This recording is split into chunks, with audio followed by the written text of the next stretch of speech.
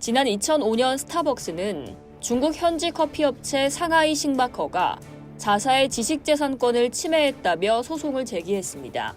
상하이 싱바커가 스타벅스의 중국 이름인 싱바커를 도용해 소비자 혼란을 야기했던 겁니다.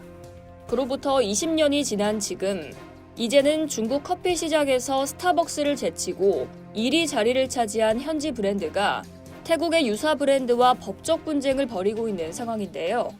세계 유명 브랜드를 노골적으로 베껴 자주 국제적 물의를 일으킨 중국이 이제는 되레 짝퉁 브랜드에 당하는 모습이라 흥미롭습니다. 5일 미 월스트리트저널 보도에 따르면 중국 최대 커피 프랜차이즈인 루이싱 커피는 태국의 유사 브랜드를 상대로 상표 및 저작권 침해 소송을 제기했지만 태국 법원은 이를 기각했습니다. 해당 태국 브랜드는 중국 루이싱 커피와 동일한 영문 철자를 상호로 사용하고 있을 뿐 아니라 브랜드 로고도 굉장히 유사한데요. 중국 루이싱 커피의 로고는 흰색 배경 가운데 있는 사슴이 오른쪽을 바라보고 있다면 태국 루이싱 커피의 로고는 파란색 배경 가운데 있는 사슴이 왼쪽을 바라보고 있습니다. 이 사실을 알게 된 중국 루이싱 커피는 2022년 자사를 모방해 동일한 상호의 커피 브랜드를 운영하고 있는 태국 기업 50R을 상대로 법적 조치를 취하겠다고 밝혔습니다. 하지만 지난 12월 태국 법원은 중국 루이싱 커피의 소송을 기각했는데요. 태국은 상표를 먼저 등록한 이에게 사용권을 부여하는 제도를 따르고 있는데 태국 루이싱 커피가 중국보다 3년 먼저 태국 당국에 상표를 등록했기 때문입니다. 중국 현지 브랜드가 해외 유사 브랜드 때문에 곤욕을 겪고 있는 건 루이싱 커피 사례뿐만이 아닙니다.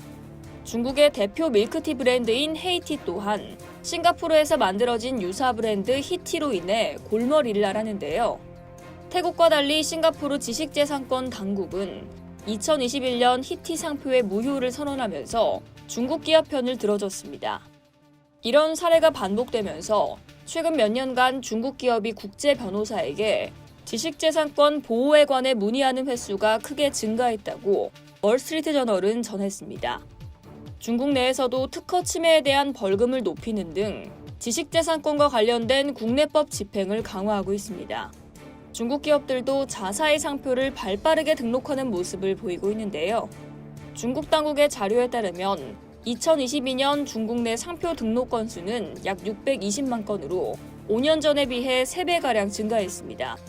전문가들은 중국 기업이 더 이상 유사 브랜드 피해를 입지 않으려면 예전에 서방 기업이 중국의 모방 기업을 상대하면서 배운 것들을 그대로 수행할 필요가 있다고 조언합니다.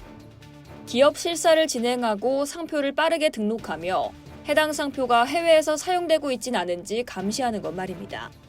중국이 글로벌 시장에서 빠르게 성장한 배경에는 잘 나가는 제품을 그대로 모방해 만드는 카피캣 전략이 있었다 해도 과언이 아닌데요. 하지만 이제는 중국의 카피캣 전략이 그대로 부메랑이 돼서 되돌아오고 있는 것 같습니다. 이상 여의도TV였습니다.